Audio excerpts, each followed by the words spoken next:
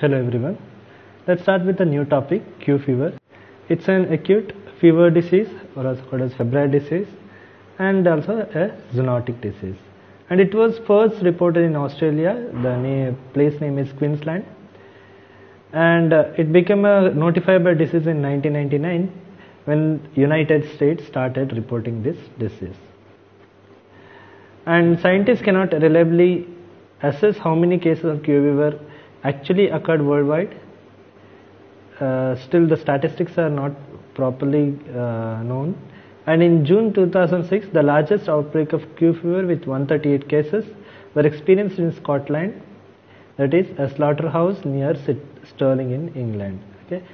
Near this there was an outbreak of the Q fever because it's a zoonotic disease.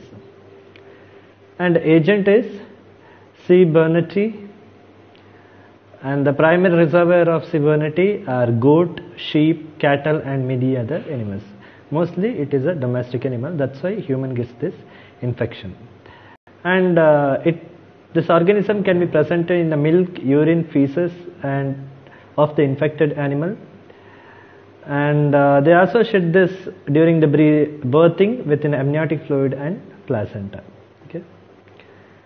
And the host is an occupational disease of slaughterhouse, animal husbandry and animal research workers. So it can be said as it's a occupational disease because it is spreading through the slaughterhouse or animal husbandry and animal research workers. Okay, there will be non-productive cough, nausea and vomiting, diarrhea, abdominal pain, chest pain, weight loss.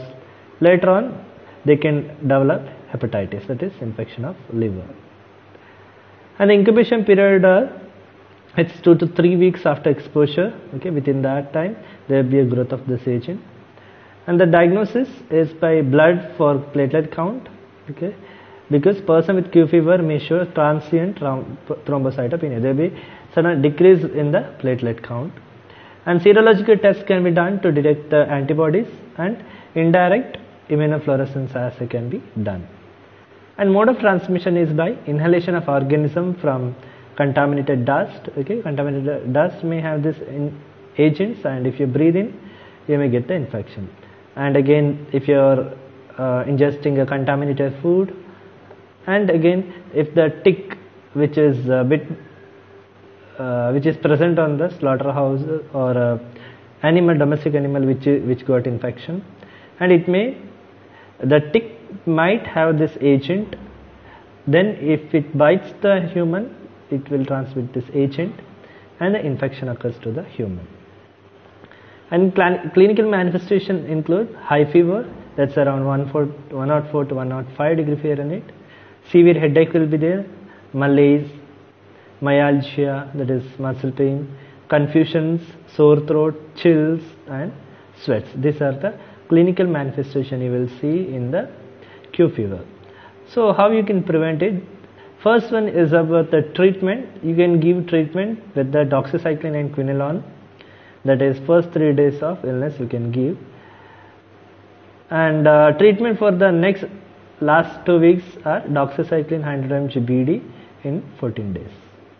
Again, the next prevention method can be pasteurization of the milk, because the agent may present in the milk, so if you consume you may get.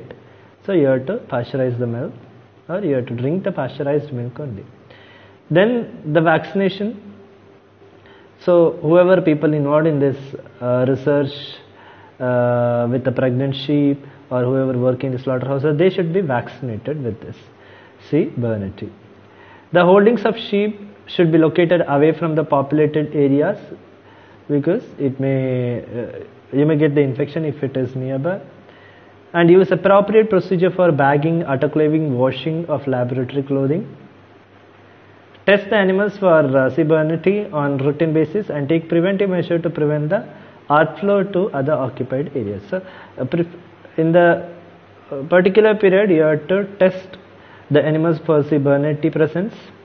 Okay, if it is present, then you have to isolate the animal so that it will not outflow. Then quarantine the imported animals. If your purchasing an animal or if you are importing animal from a different area, you have to quarantine it in a particular isolated manner.